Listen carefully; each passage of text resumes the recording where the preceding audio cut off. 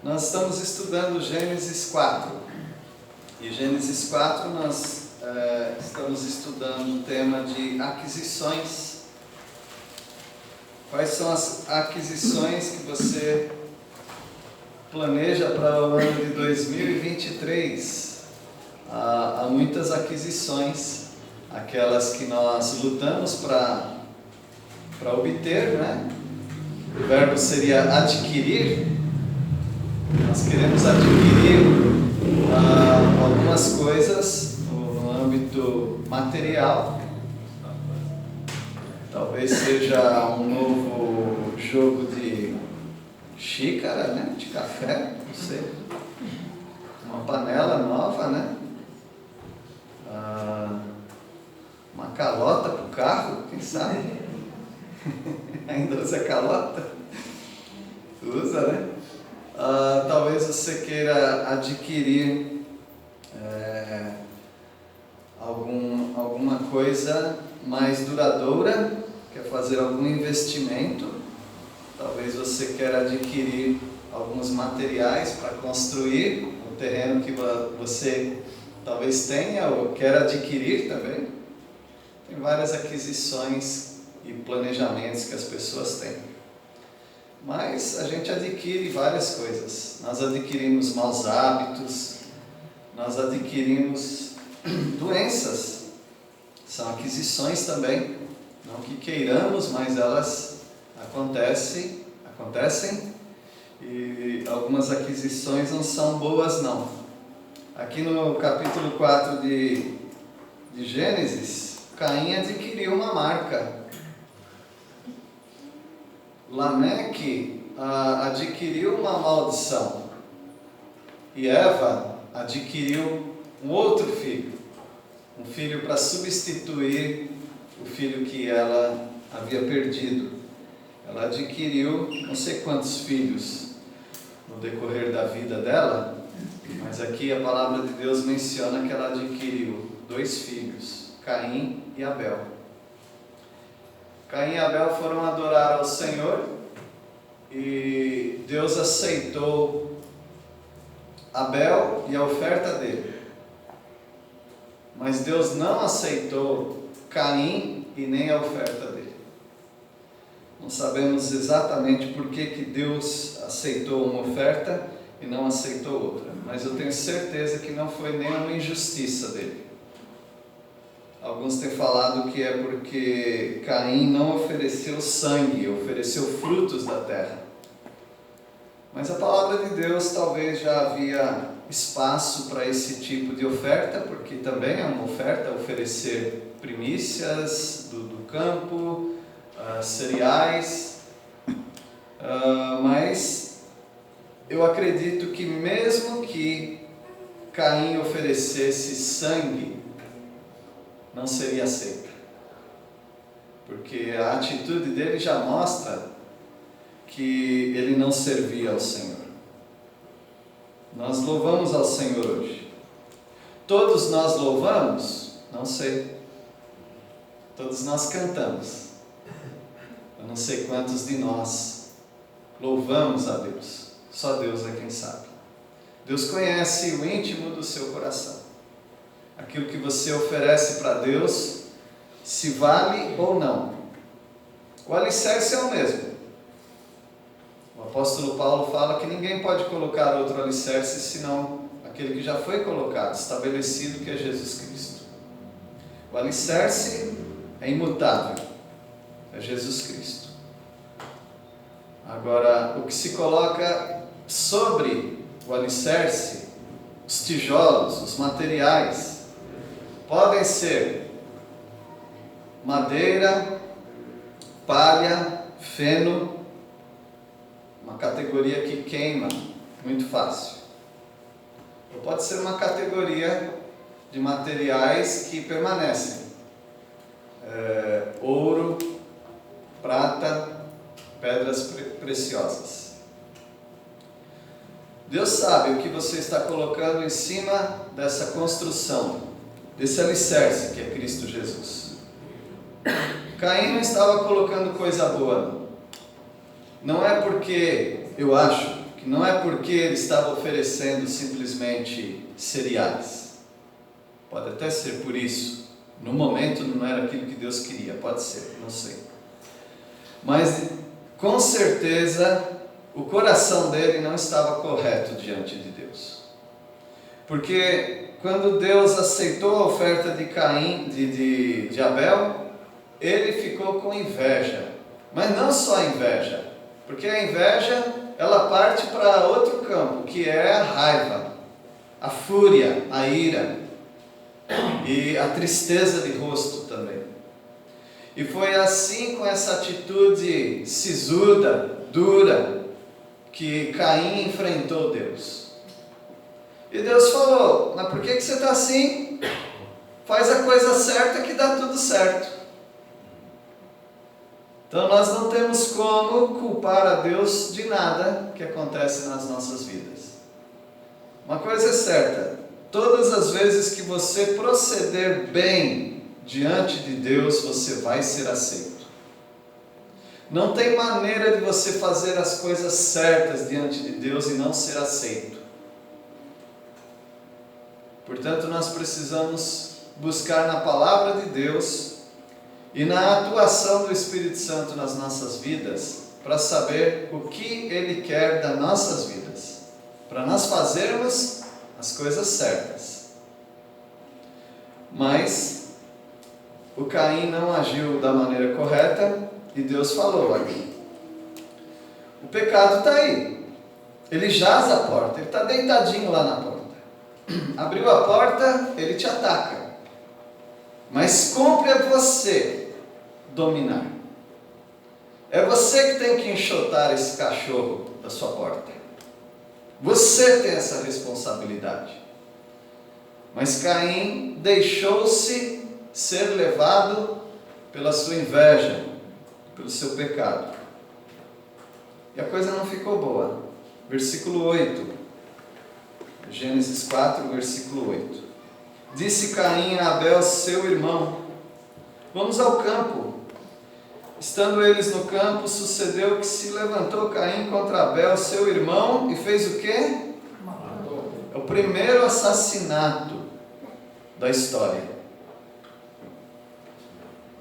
O assassinato ele acontece por cobiça, ele acontece também por inveja, ele acontece por paixão. Crimes passionais. Na verdade, todo crime é passional. Só que quando se fala que é passional, já pensa que é algum romance, né? Alguma traição, algum ciúme, né? Mas todo crime é passional, porque ele é cheio do quê? De paixão. Ele é cheio de sentimento.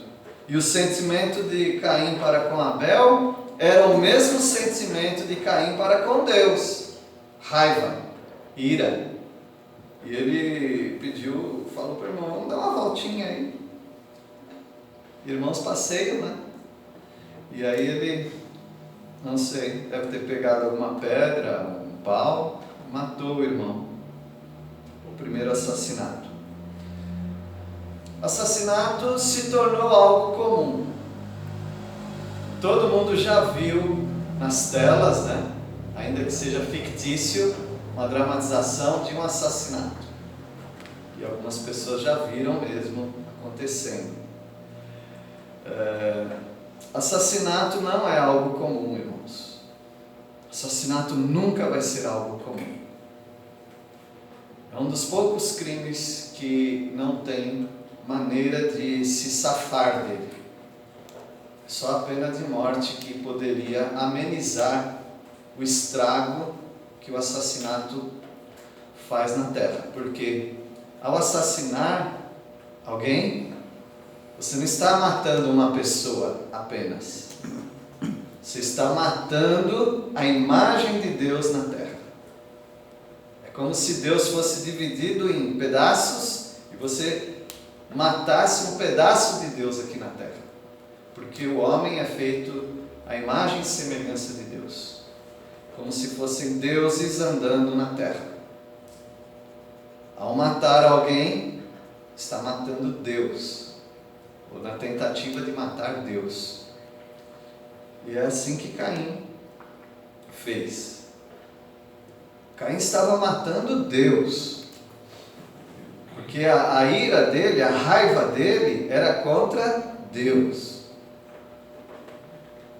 Versículo 9: Disse o Senhor a Caim: Onde está Abel teu irmão? Ele respondeu: Não sei. Acaso sou eu tutor de meu irmão? Vocês não sentem aqui um desaforo? Vocês não sentem aqui uma malcriação nessa resposta? Que é uma pergunta também. Deus dando a oportunidade para ele dizer: o meu irmão, Deus, eu matei, e eu sou um grande pecador. Mas ele não, ele contra-ataca. Ele fala, ele mente, não sei, e depois ele ataca Deus. Sou eu tutor de meu irmão? É claro que é. Eu sou tutor seu, você é meu tutor. A palavra de Deus, a palavra de Deus nos diz que nós temos responsabilidade uns para com os outros. Você não pode dizer não tem nada a ver com a vida dele, nada a ver com a vida dela.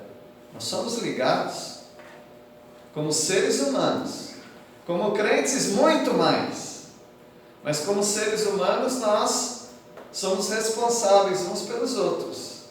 Se estiver em algum lugar e uma pessoa tiver um mal súbito, desmaiar e cair, eu sou responsável em ajudar aquela pessoa, é meu semelhante. Nós somos ligados uns aos outros porque somos feitos à imagem de Deus.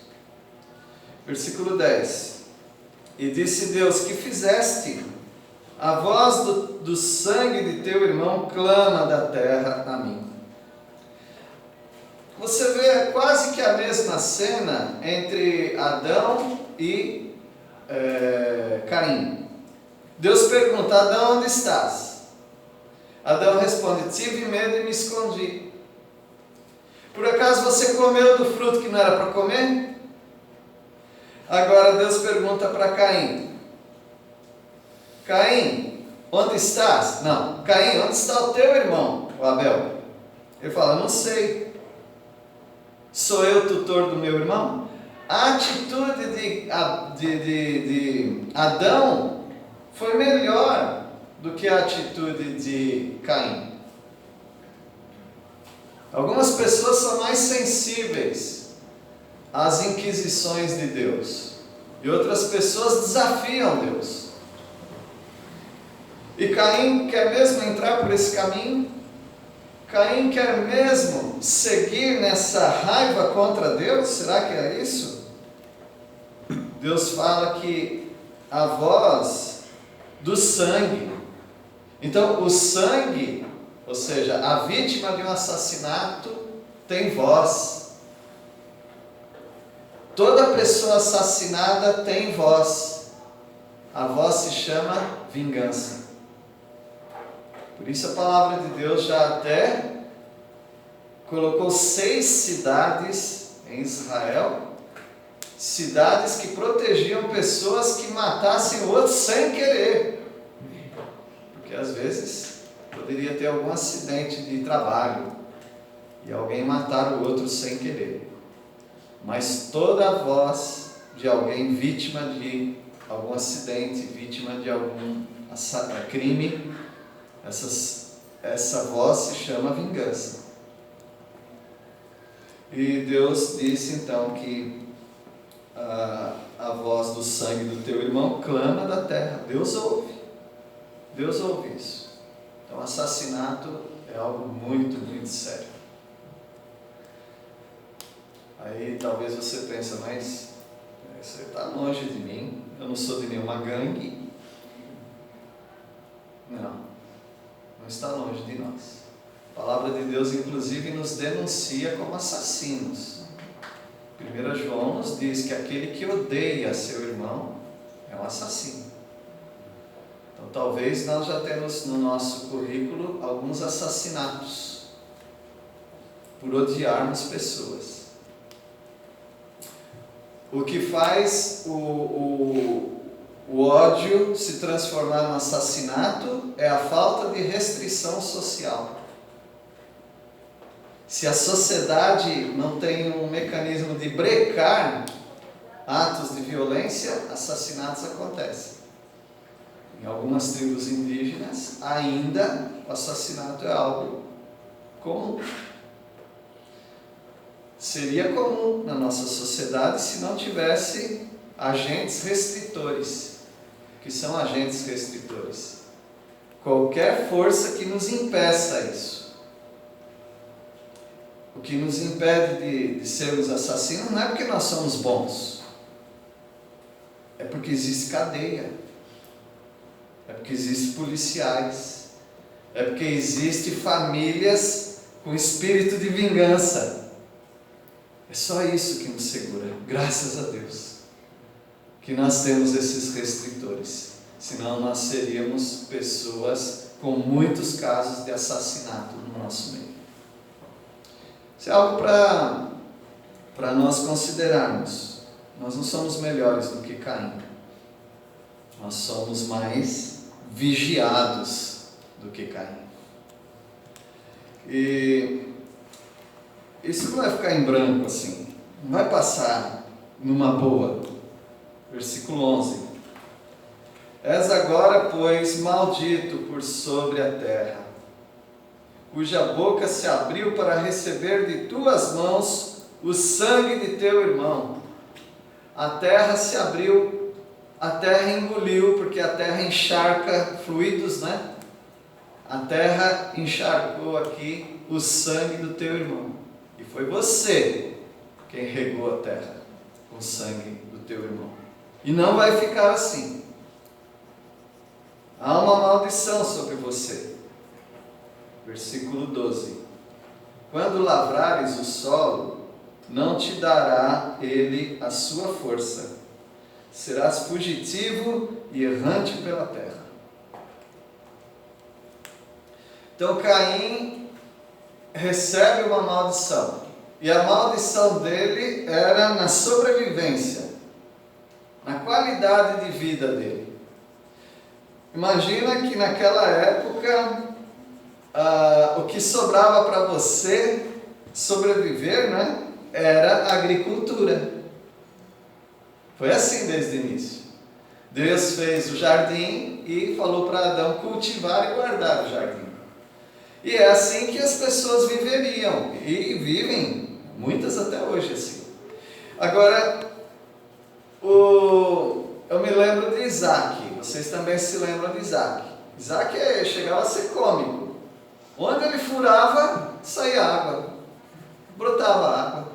Eles entulhavam o poço que ele fazia, mas não tinha jeito. Ele furava outro lugar, dava água. E a água era um produto de sobrevivência. Quem tinha poços de água eram pessoas ricas. E ele foi abençoado por Deus. Agora, vocês já viram falar de gente que tem o dedo verde? Tem gente que tem o dedo verde. Minha esposa, dizem que ela tem o dedo verde. Ela consegue cuidar das plantinhas dela e dar alguma coisa, né? Agora, tem pessoas que plantam hortinha e dá tudo certo. Mas o Caim não tinha jeito. Qualquer coisa que ele plantasse não ia dar a força. Toda a plantação de Caim seria amaldiçoada. Como uma pessoa dessa vai sobreviver? Não é à toa que os descendentes de Caim, eles formam outras variedades de trabalho, que não seja a terra. Porque quanto à terra, já era, não vai dar certo para Caim. Por isso ele ia andando de lugar para lugar. Quem sabe essa terra aqui dá alguma coisa. Aí ele perguntava, né? Porque você sabe que as famílias começaram a crescer, né? Como que cresceram família? Irmão se casava com irmão, né? Foi assim no início. Talvez ele chegasse em algum lugar, a terra aqui é boa para plantar? Pô, a terra aqui é ótima. Então vamos lá. Com ele não dava nada, nunca ia dar nada, porque Deus amaldiçoou o trabalho dele. Quando lavrares o solo, não te dará ele a sua força. Serás fugitivo e errante pela terra. Seria um andarilho pela terra. Versículo 13. Então disse Caim ao Senhor: é tamanho o meu castigo que já não posso suportar. Coitadinho, né? Mas lembra do que ele fez. Todos os atos têm as suas consequências. Então você não pode simplesmente fazer coisas erradas e achar que está tudo bem. Você sofre consequências daquilo que você fez. Mesmo você se arrependendo. Muitas vezes as consequências sociais, familiares, da saúde, tem coisas que as consequências são graves, e no caso de Caim a consequência era muito grave, por ele ter feito aquilo.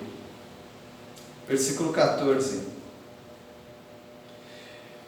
Eis que hoje me lanças da face da terra, e da tua presença hei de esconder-me, serei fugitivo e errante pela terra, quem comigo se encontrar, me matará. Interessante ele falar isso, não precisa muita gente, só uma, né? Quem me encontrar vai me matar. O primeiro que te encontrar e matar já resolveu. Porque ele seria o que se chama hoje, né? Persona não grata. Ninguém gostaria dele. Ele não ia ser a pessoa fácil. Ele ia ter essa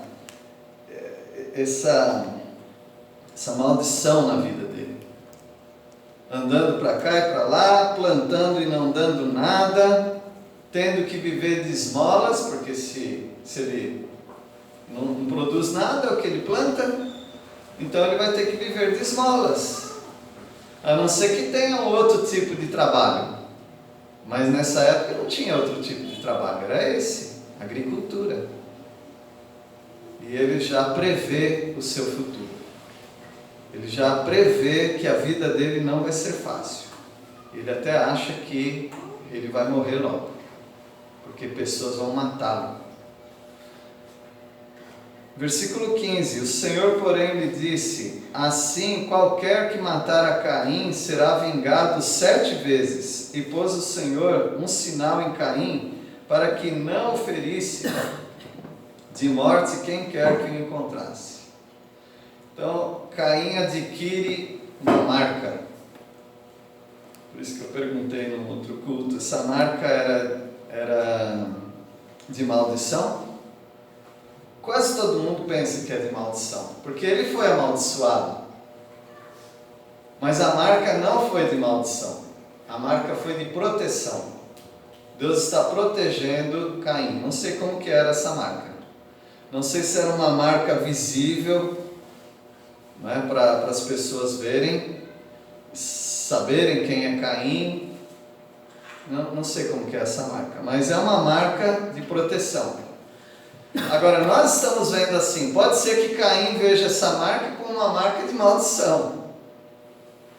Seria bom que alguém já me encontrasse e me matasse de uma vez, mas nem isso eu consigo. Eu posso mexer com qualquer um e não vão me matar. Deus colocou essa marca nele, ninguém te mata. Agora, o texto fala que se alguém tentar ferir Caim, então vai ser ferido de morte 7 vezes, né? Ou será vingado 7 vezes.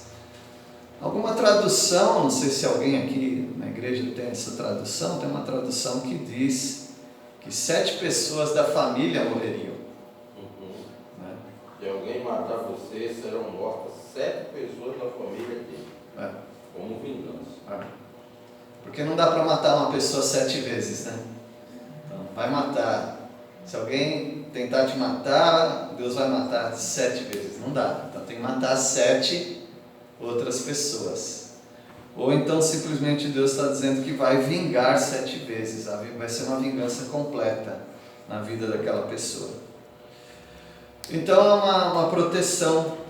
Apesar do que Caim fez, a misericórdia de Deus, como foi falado no início do culto, foi a razão dele estar ainda vivo. As misericórdias do Senhor são a causa de nós não sermos consumidos. Então nós somos iguais a Caim. Nós não somos consumidos por causa da proteção de Deus, a misericórdia de Deus. Versículo 16: retirou-se Caim da presença do Senhor e habitou na terra de Nod, ao oriente do Éden. O Éden já não existiria mais, né? Pelo menos esse momento está fechado. Então ele vai para o outro lado, e aí ele vai para uma outra cidade. E as famílias começam a crescer. Então tem aquela pergunta, né? Com quem Caim casou? É claro que foi com alguém da irmã dele, talvez, né? Uma irmã, porque Adão e Eva não tiveram só Caim e Abel, né? Provavelmente tiveram outros, né? E os anos foram correndo, nós não sabemos quantos anos. Essa é a situação de Caim. A situação de Caim, ela é muito parecida com a situação do mundo. Caim era um andarilho. O mundo, de certa forma, está andando também sem rumo. As pessoas estão iguais a Caim. Elas não têm rumo, um rumo certo. Nós temos um rumo certo, que a palavra de Deus nos apresenta esse rumo. Nós estamos indo para casa. Então nós não somos andarilhos. Nós não somos fugitivos.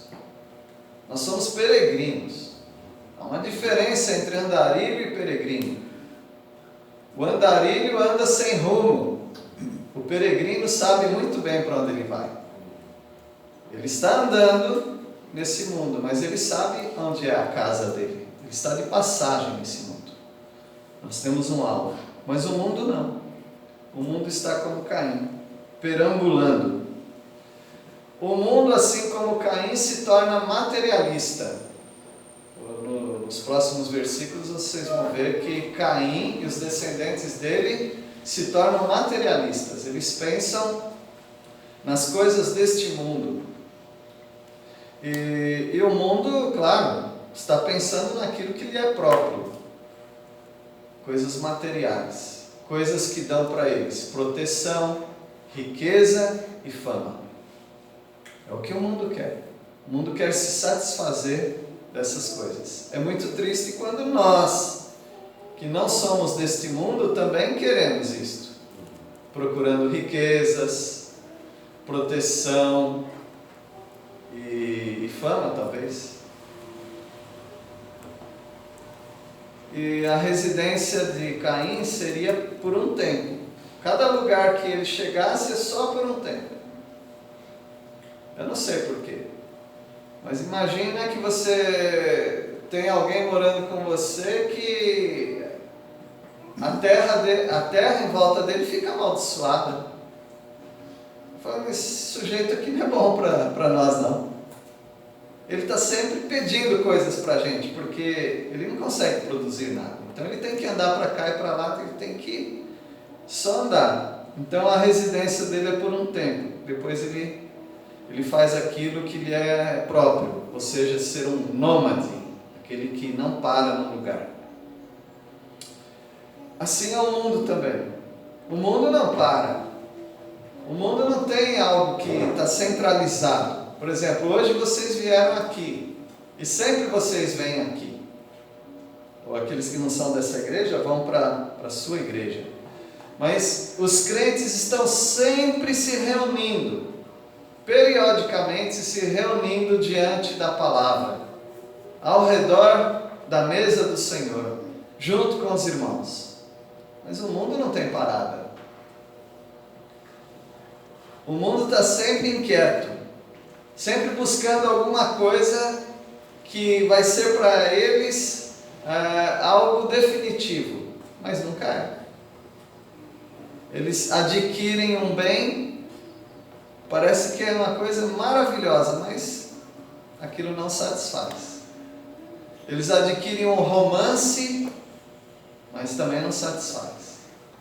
Eles adquirem vícios, acham que aquilo vai satisfazer, mas também não satisfaz. O mundo é nômade. O mundo é igual a Caim. Mas nós não. Nós somos pessoas arraigadas. Essa palavra arraigado vem de qual figura? De raiz. Nós somos enraizados. Nós não somos nômades. Nós podemos estar numa cidade hoje, numa cidade amanhã, vários lugares, mas espiritualmente nós estamos fincados no meio do povo de Deus. Nós estamos enraizados na palavra de Deus. Nós estamos muito firmes naquilo que nós cremos. Nós não somos iguais a Caim. Então Caim adquiriu essa marca protetora, mas também essa vida nômade e maldita. Meus irmãos, o que a vida de Caim nos ensina? Nos ensina sobre reconhecer os nossos erros. Vez por outra, Deus não vai te aceitar mesmo, porque Deus é santo, Ele não aceita coisa que não seja santa. Então, em algum momento, Deus vai dizer: olha, eu aceito a oferta do seu irmão, mas eu não aceito a sua. Às vezes Ele vai fazer isso conosco, mas Ele não está errado. Nós devemos, então, Senhor, me ensina a dar a oferta correta ao Senhor. Me ensina a te adorar de maneira correta. A história mudaria completamente. Mas uma vez que ele ficou bravo com Deus, aí a vida dele virou de cabeça para baixo. E aí, com o ato que ele, para o irmão dele, aí a vida dele desandou mesmo. Então você não pode deixar isso acontecer. Cabe a você dominar a você mesmo. E você que tem o Espírito Santo, ficou ainda mais fácil. Porque já não sou eu mais quem vive, mas Cristo vive em mim. E esse viver que tenho na carne, vivo pela fé. É assim a nossa vida. Então nós não temos a desculpa, assim como Caim não tinha essa desculpa. Vamos ver também a vida de Lameque. Lameque adquiriu uma maldição. Quem que é esse Lameque? Já a gente vê, versículo 17. E coabitou Caim com sua mulher, e ela concebeu e deu à luz a Enoque. Caim edificou uma cidade e lhe chamou Enoque, o nome de seu filho. Então Caim está progredindo na vida, né? Tem uma esposa agora, então já não vamos mais falar quem é a esposa de Caim, né? Já falamos sobre isso. Ele consegue edificar uma cidade. Agora a cidade não é como as nossas cidades, tá bom? São tendas aqui, ali, então são vilarejos que eles começavam a ter. Versículo 18. A Enoque, o filho dele, né? Nasceu-lhe Irade. Irade gerou Meujael a Metusael e Metusael a Lameque. Então ele teve aí família crescente, né? Versículo 19. Lameque tomou para si 2 esposas. O nome de uma era Ada e a outra se chamava Zilá. Veja que aqui foi a primeira poligamia, ou pelo menos bigamia. Um homem com 2 mulheres. Isso não era o plano de Deus. E isso sempre deu errado, né? Mas aqui ele assume para si próprio 2 esposas. Algo errado, fora do plano de Deus. Então, a descendência de Caim já está se desvirtuando cada vez mais do plano original de Deus. Versículo 20. Ada deu à luz a Jabal. Este foi o pai dos que habitam em tendas e possuem gado. Então aqui nós começamos a ver as profissões brotando, surgindo no mundo. Não que sejam más em si, mas a gente começa a ver também que eles têm que se virar para sobreviver, e eles também têm capacidades que Deus dá para eles. E o mundo começa a ficar não só na monocultura, né? Só uma coisa, mas eles começam a ampliar mais os conhecimentos deles. Então esse aqui, por exemplo, Jabal, é um boiadeiro, né? Habita em tenda. E o versículo 21, o nome de seu irmão era Jubal. Esse foi o pai de todos os que tocam harpa e flauta, músico, né?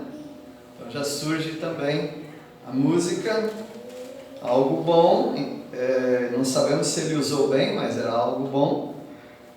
Versículo 22, Zilá, por sua vez, deu à luz a Tubal-Caim, artífice de todo instrumento cortante, de bronze e de ferro. A irmã de Tubal-Caim foi Naamá. Então Tubal-Caim, ele já desenvolve algo, talvez bem rústico, né, certamente, mas algo mais eficiente do que madeira e do que pedra. Imagina, para cortar algumas coisas, ele faz instrumento cortante de bronze e de ferro. Ele já começa a trabalhar com esses minerais, né? E certamente ele criou também uma fornalha para trabalhar com esses materiais. Então o mundo começa a se desenvolver, por isso que nós não acreditamos nessas histórias de era do gelo, a era do bronze e essas eras, né? E os homens da caverna, não. Que milhões de anos para desenvolver isso, nós não cremos nisso. Então, o que você tem nos livros aí de história, não vou pedir para você jogar fora, né? Mas você pode comparar com o que a palavra de Deus diz. Não foi algo que se sucedeu milhares de anos, não, tudo rapidamente. Aí nós temos uma repetição também do que acontece com Abel, Caim e Abel, né? Versículo 23. E disse Lameque às suas esposas, Ada e Zilá: ouvi-me, vós mulheres de Lameque, escutai o que passo a dizer-vos. Matei um homem porque ele me feriu, e um rapaz porque me pisou. Aqui nós vemos o primeiro poeta também. O Lameque foi um poeta, porque isso aqui é um texto de poesia. E a dica que você tem na Bíblia para poesias é sempre, você tem um texto linear, né? um texto que corre sempre sem aquele parágrafo, né? Aí quando você tem letras, palavras que estão mais para o meio da página, não é o caso aqui na Bíblia de vocês? Então, as Bíblias modernas não tem mais isso. Não tem? De celular, né? Pois é, celular precisa formatar melhor aí.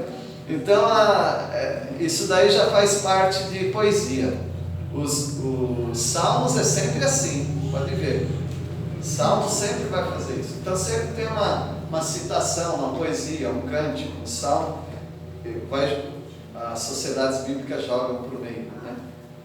E é isso que acontece. Ele faz esse versinho aí para a esposa. Ele acha que é bonito, né? Esse versinho que ele fez. Mas aqui nós vemos uma violência também, assim como o pai dele, o ancestral dele, o Caim. Ele matou uma pessoa. Não foram duas pessoas, tá? No verso, nas poesias hebraicas, ou da Bíblia, né? Tinha isso também, um paralelismo. O que diz na primeira linha, aí na segunda linha é a mesma coisa, só que com outras palavras. Então, matei um homem, aí na linha de baixo, e um rapaz. Ele não matou dois homens, é o mesmo, tá? Matou um homem. Ele só está acrescentando em outras palavras. Por que ele matou o homem? Porque o homem o feriu. Por que ele mata o rapaz? Que é o mesmo, né? Porque me pisou. Feriu, pisou. Homem e rapaz. Mesma coisa. Então ele mata uma pessoa porque essa pessoa pisou no calo dele. Porque essa pessoa fez mal para ele de alguma maneira. Não sei o que fez essa pessoa. Esbarrou nele ou de propósito mesmo fez isso, e ele, de modo desproporcional, ele matou a pessoa. Então Lameque mostra a violência. E aqui no versículo 24, quase também uma repetição, né? Só que com um destino diferente de Caim. 7 vezes se tomará a vingança de Caim, de Lameque, porém, 70 vezes 7.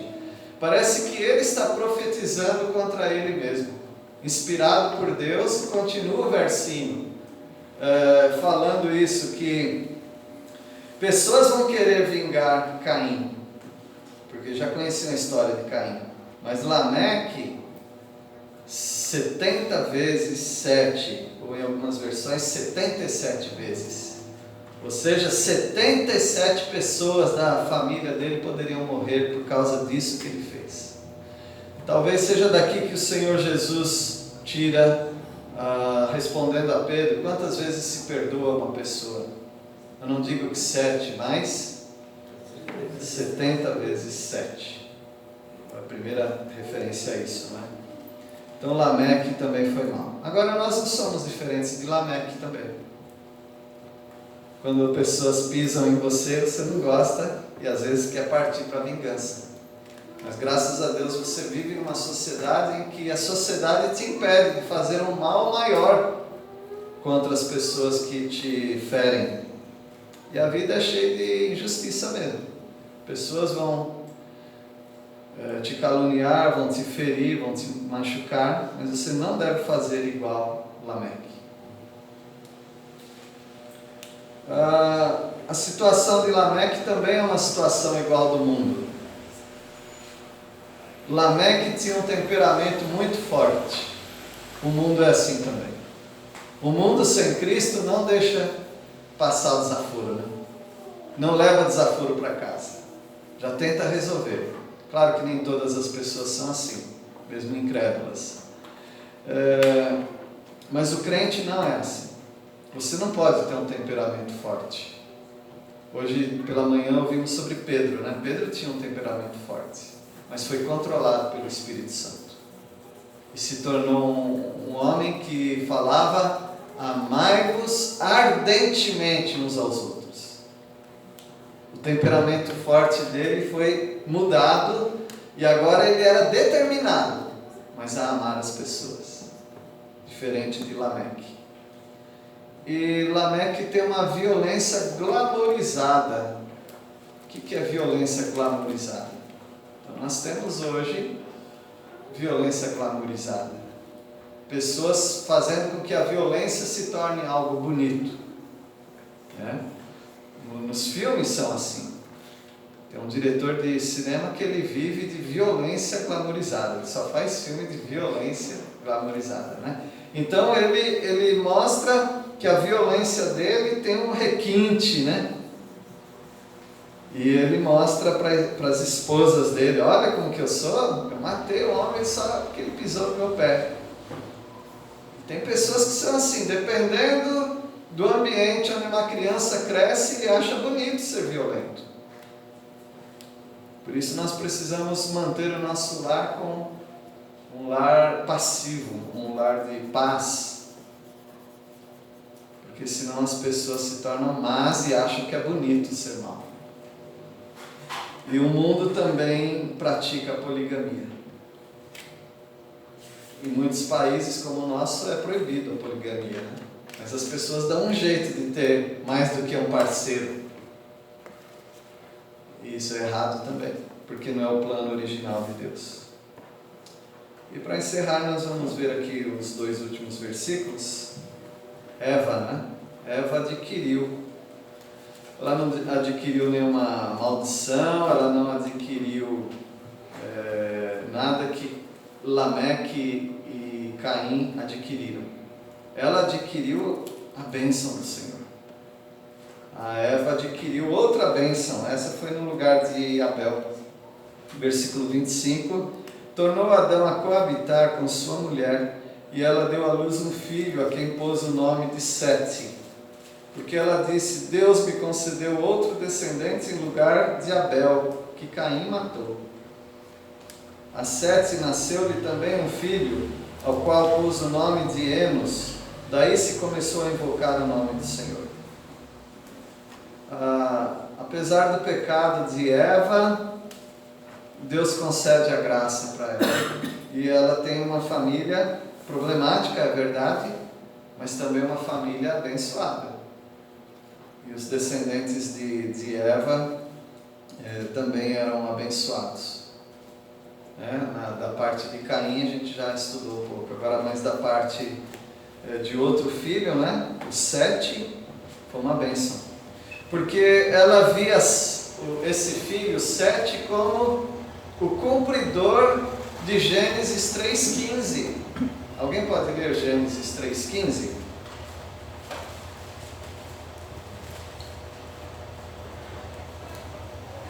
Porém, inimizade entre ti e a mulher, entre a tua descendência e o seu descendente. Este te ferirá a cabeça e tu lhe ferirás o calcanhar. Então ela tinha essa profecia e ela sabia que o descendente dela ia ferir a cabeça do diabo. E a vida de Adão e de Eva já estava se tornando uma vida cheia das consequências do pecado. O diabo estava imperando na vida da família deles. E agora quando nasce Sete, ela tem um alívio. Ela se convence de que vai ser esse. A literatura judaica, não é? Tradição judaica diz que todas as mulheres piedosas entre os judeus, ela achava que o filho dela seria o Messias.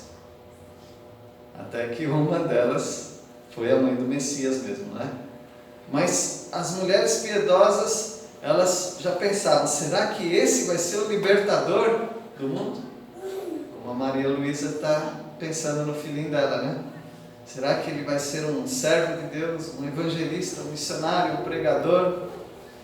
Ou um profissional que vai ser uma bênção para muitas pessoas? Não acredito que ela pense assim, meu filho vai ser... Aí não vamos dar os adjetivos ruins, né?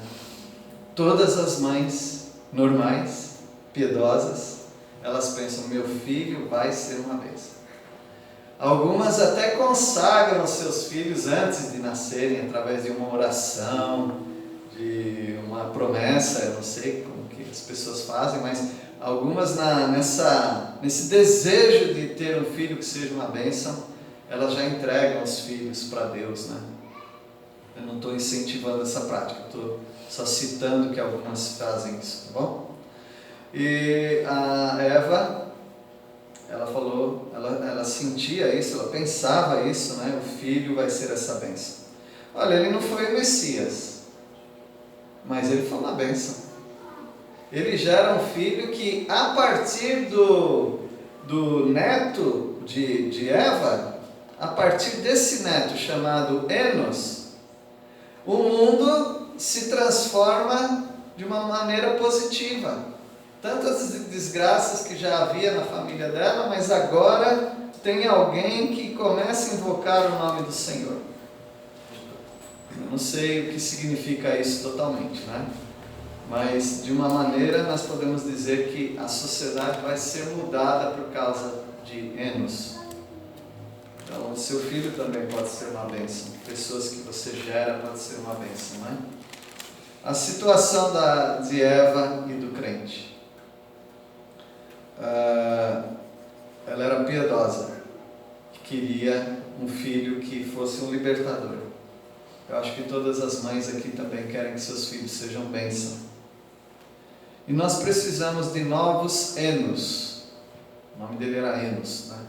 Nós precisamos de mais Enos, ou seja, pessoas que no ambiente profano, no ambiente em que pessoas estão longe de Deus, ainda haja jovens que adorem o Senhor.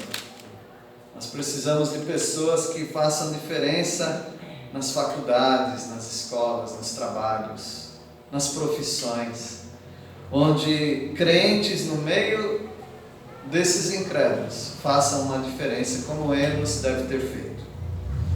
Que Deus abençoe a todos vocês nas aquisições que vocês vão ter durante esse ano.